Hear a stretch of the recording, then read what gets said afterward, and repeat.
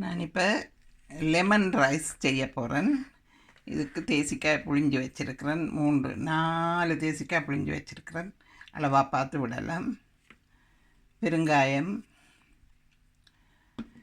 இதுக்குள்ளே எனக்கு உரைப்பு வேணும். அதோட பச்சை மிளகாய், செத்தல் மிளகாய், காஞ்ச கருவேப்பிலை இல்லாததால் இது உளுத்தம்பருப்பு கொஞ்சம். இது பொட்டுக்கடலை. நார்மலாக கடலை பருப்பு போடுவேன். ஆனால் பல்லு கடிக்க இல்லாத எனக்கு அதால் பொட்டுக்கடலை போட்டிருக்கேன் இன்றைக்கு. இதுவும் பொட்டுக்கடலை. இது முடியாது அது எடுக்கிறதுக்காக இவ்வளவும் போட்டிருக்கிறேன். இனி எண்ணெயும் சோறு படித்து வச்சுருக்கிறேன். அதோடு தாளிக்கிறதுக்கு கடுகும் சின்ன சீரகமும்.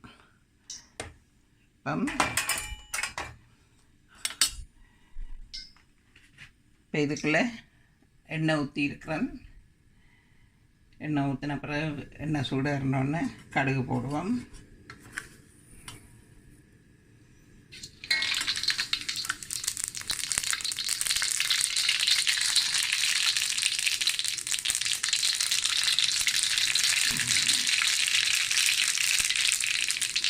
சீரகம் வதங்கி கொண்டு வர கொஞ்சம் பெருங்காயம்,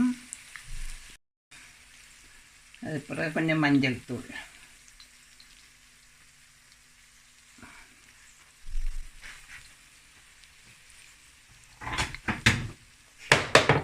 இவ்வளவும் வதங்கிட்டது. மஞ்சள் தூளும் போட்டுட்டேன். இனி இதுக்குள்ளே சோறு போட்டு பிரட்டிட்டு அதுக்குள்ளே தேசிக்காய் விட வேணும். சோறு போட்டாச்சு. சோத்தை இதுக்குள்ளே போட்டு பிரட்டுவோம்.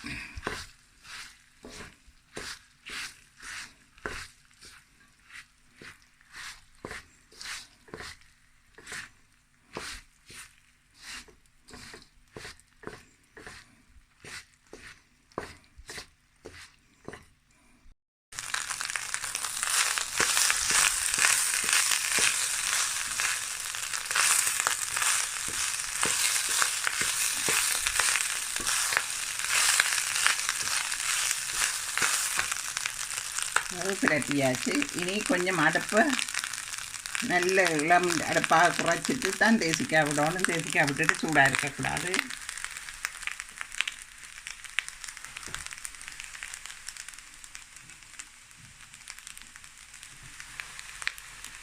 ஒரு 3 தேசிக்காய் அளவுக்கு விடுவோம். நல்லா 3 கப் அரிசி போட்டேன் நான் சோறு. கொஞ்சம் புளிப்பாக இருந்தால் தான் நல்லா இருக்கும். தேசிக்காய் விட்டாச்சு. நீ ஒரு கப்பி பிரட்டிட்டு உப்பு பார்த்துட்டு புளி பார்த்துட்டு எடுத்தா சரி. இந்த உப்பு எல்லாம் சரியாக இருக்குது. ஆனால் உப்பு மட்டும் பத்தாது. உப்பு போடுறேன்.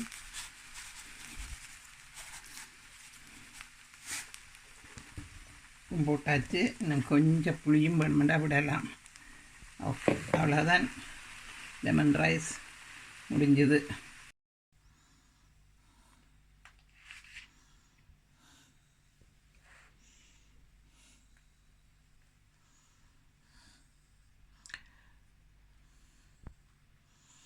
இதுக்குள்ளே